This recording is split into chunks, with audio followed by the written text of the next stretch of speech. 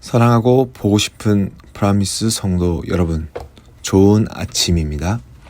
오늘도 주 앞에 나와 새벽 예배로 하루를 시작하는 모든 성도님들을 주님의 이름으로 축복하면서 6월 16일 화요일 새벽 예배를 시작하도록 하겠습니다.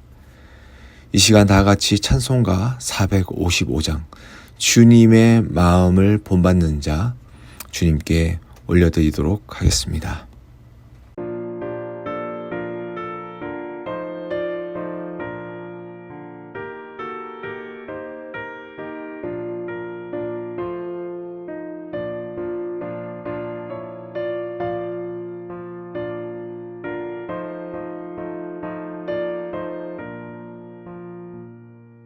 주님의 마음을 본받는 자, 그 맘에 평강이 찾아오면 험악한 세상을 이기리 하늘로부터 이 맘 이루나 주님의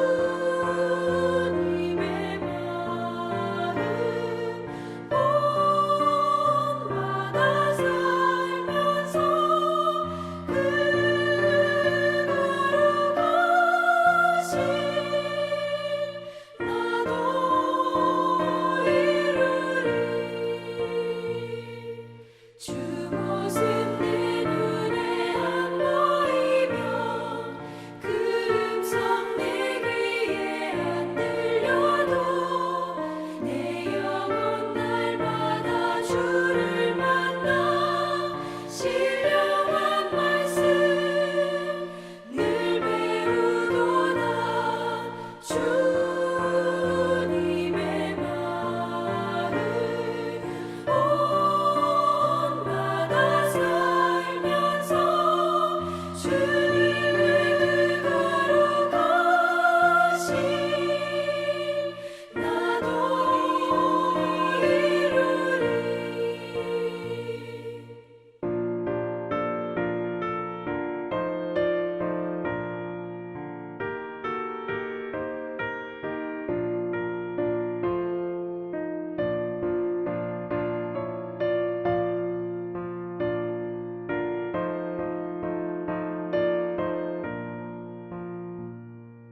가는 길 거치고 험하여도 내 맘에 불평이 없어짐은 십자가 고난을 이겨내신 주님의 마음 본받음이라. 주님의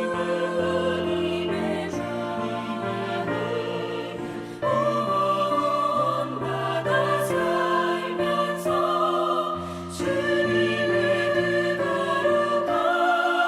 거룩하신 나도 이루리. 주 예수 세상에 다시 오실 그날의 무성도 변화하여 주님의 빛나는 그 영상을 다 함께 보며 주 찬양하리. 주님의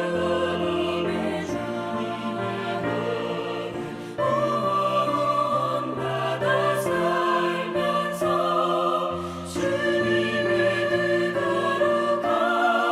거룩하신 나도 이루리.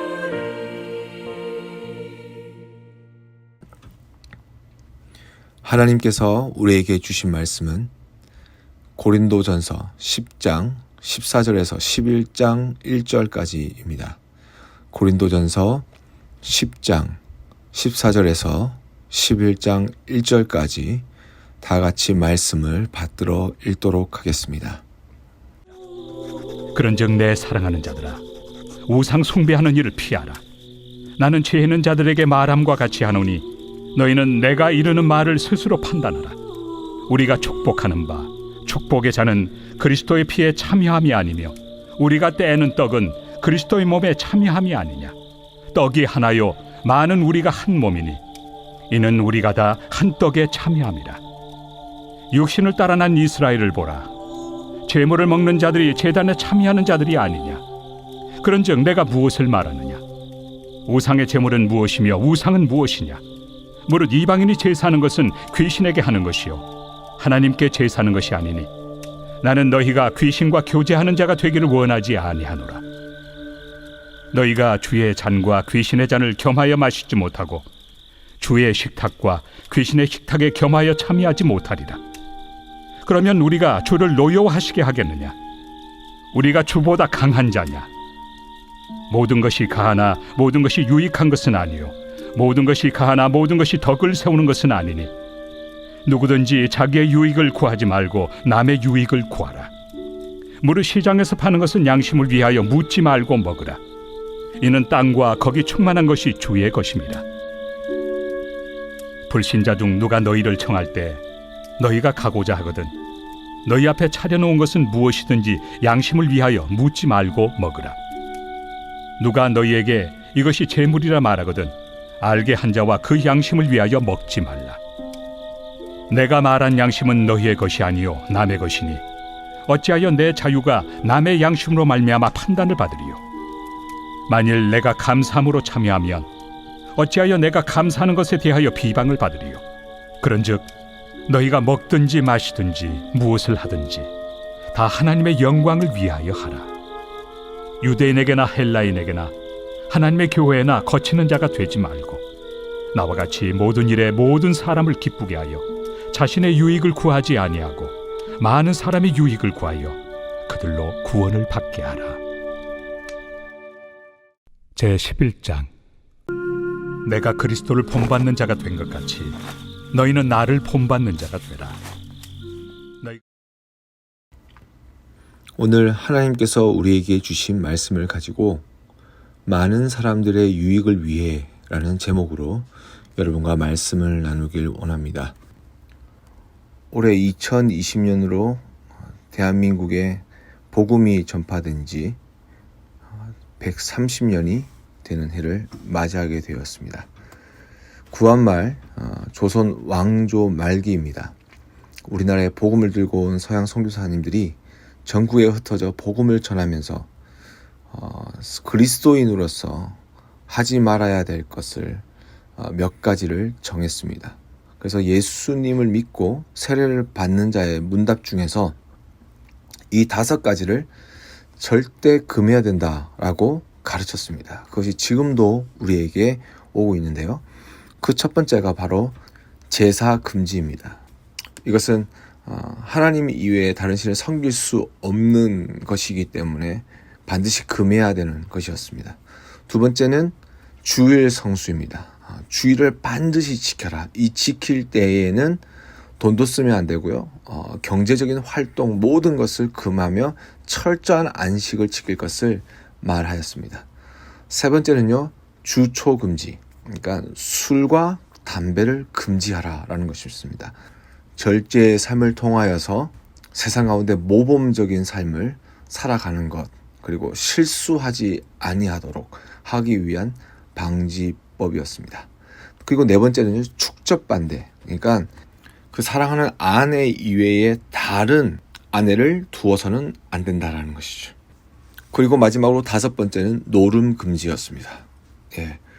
중국 사람들만 노름을 좋아하는 것이 아니라 한국 사람들도 노름을 참 좋아했나 봅니다.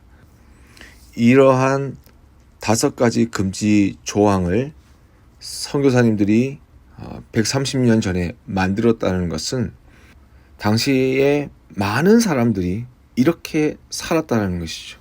이렇게 살아감으로써 개인이 망하고 가정이 망하며 나라가 망하여서 나라에 해가 뜨지 않는 나라였기 때문에 이러한 나라를 다시 살리기 위해서는 이러한 경건의 운동이 필요했던 것이었습니다.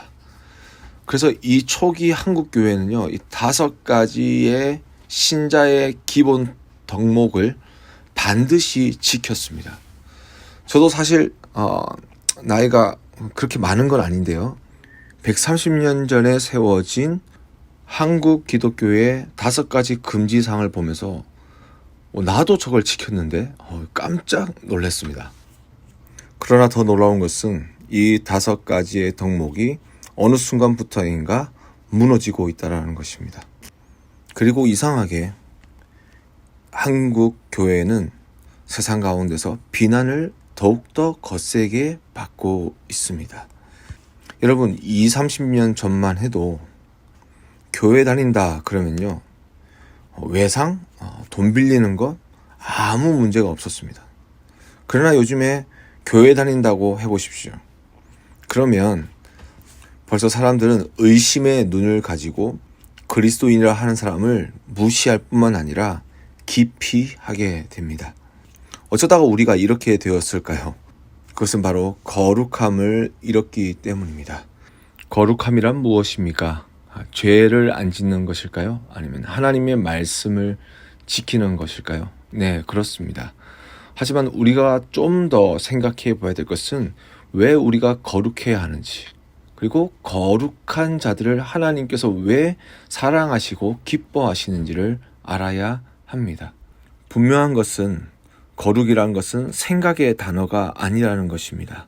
능력의 단어입니다. 거룩함 속에 하나님이 나타나십니다. 거룩함 속에 하나님의 이름이 높임을 받으시고 세상은 그것을 인정하게 되는 것입니다.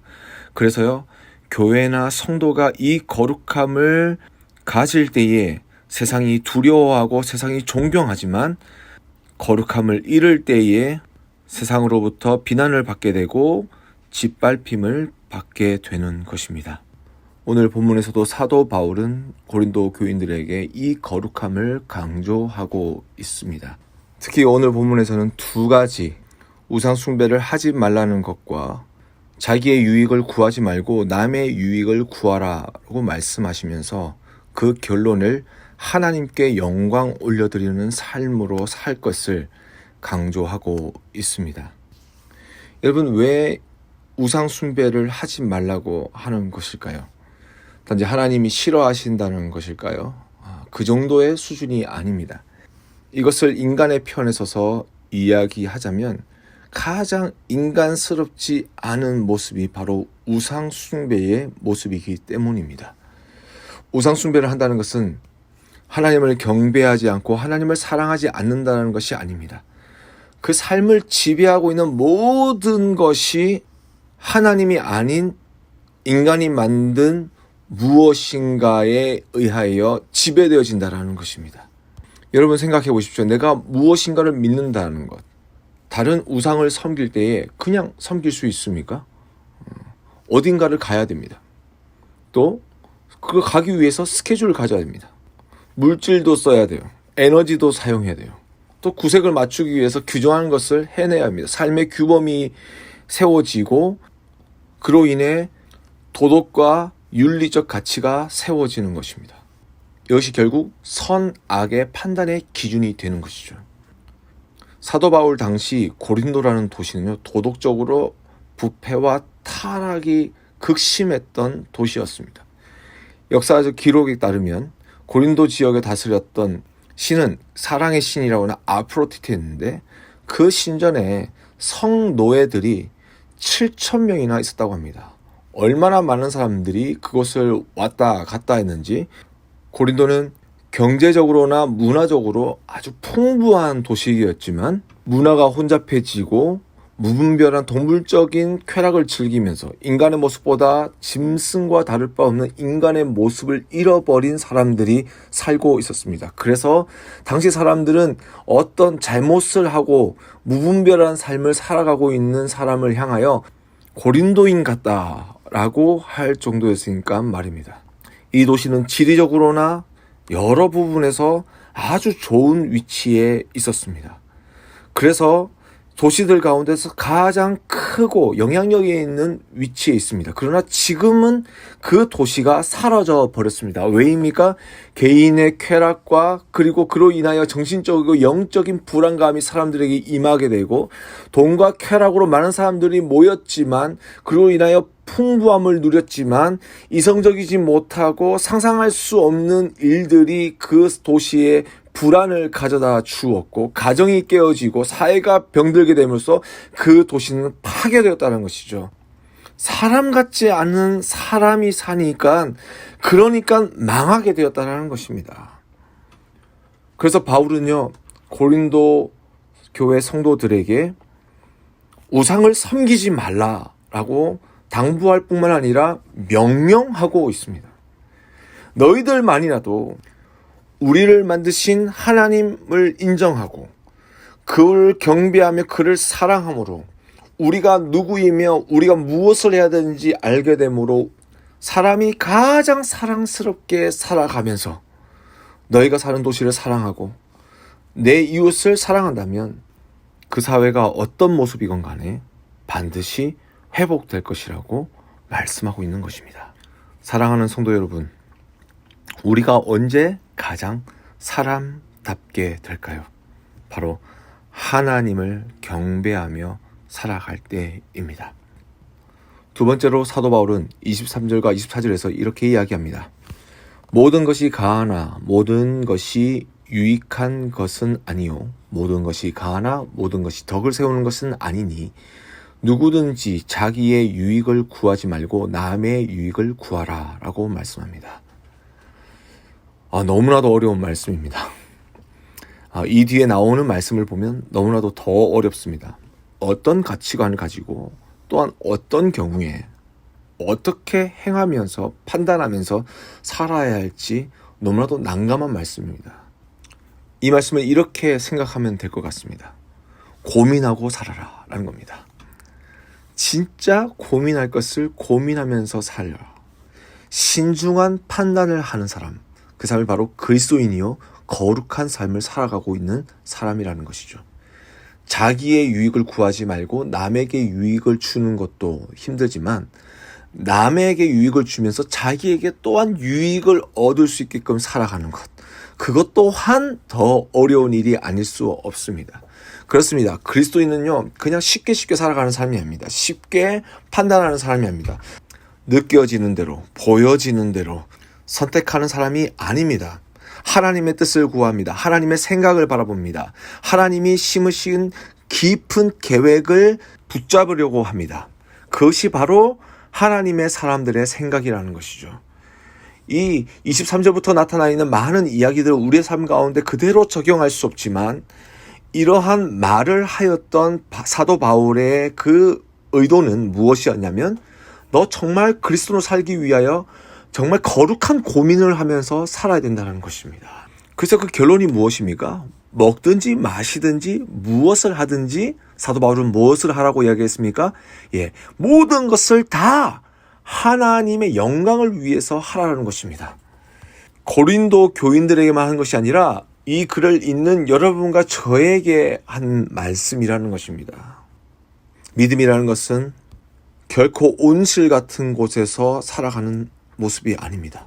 성전에서만 있는 모습이 아니라 치열한 경쟁이 있고 아픔이 있고 헐뜯음이 일어나는 전쟁터와 같은 세상 속에서 우리의 삶을 통하여 우리가 믿는 하나님의 그 뜻이, 그 선함이 나타나는 것, 그것이 바로 믿음인 것입니다. 그래서 예수님은 성도를 가리켜 세상의 빛이라고 말씀하시고 그 성도가 모인 무리를 가리켜 교회라고 말씀하시며 이 교회는 언덕 위에 높여진 city on a hill 이라고 말씀하고 있는 것이죠. 여기서 중요한 것은 그 빛은 우리가 가지고 있는 것이 아닙니다. 그것은 십자가에서 자기의 생명을 태우시며 보여주신 그 구원의 빛을 세상 가운데 비추는 것입니다. 이 빛은 영원합니다. 이 빛은 꺼지지 않습니다. 그래서 나누어 줄 수 있습니다. 섬길 수 있습니다. 그리고 축복할 수 있습니다. 그것이 무엇입니까? 바로 남의 유익을 구하는 자의 모습이라는 것이죠. 사랑하는 프라미스 성도 여러분, 세상의 빛이 되기 위하여 무엇이 필요하십니까? 주님께서 이렇게 말씀하십니다. 구하라, 주실 것이요. 찾으라, 찾을 것이요. 문을 두드리라. 그리하면 열릴 것이다. 야고보서 4장 2절에서는 이렇게 말씀합니다. 너희가 얻지 못함은 구하지 아니하기 때문이다. 사랑하는 성도 여러분, 우리는 우리의 힘으로 살아가는 삶이 아닙니다. 하나님을 의지하고 하나님이 주신 그 능력과 하나님이 허락해 주신 것으로 이 땅 가운데 살아가는 아주 의존적인 존재입니다. 하지만 하나님께서 또한 주신 것을 가지고 나의 유익을 위해 살아가는 자가 아니라 세상을 섬기며 세상 속에 하나님의 나라를 세워나가는 진정한 다른 자의 유익을 구하며 살아가는 자들입니다. 오래전에 나왔던 드라마에서 남자 주인공이 이런 말을 합니다. 얼마야? 얼마면 되니? 제가 똑같이 따라하지 못해서 죄송합니다. 하나님께서도 이 땅 가운데 살아가는 하나님의 백성들에게 이런 말씀을 지금 하고 계신 것 같습니다.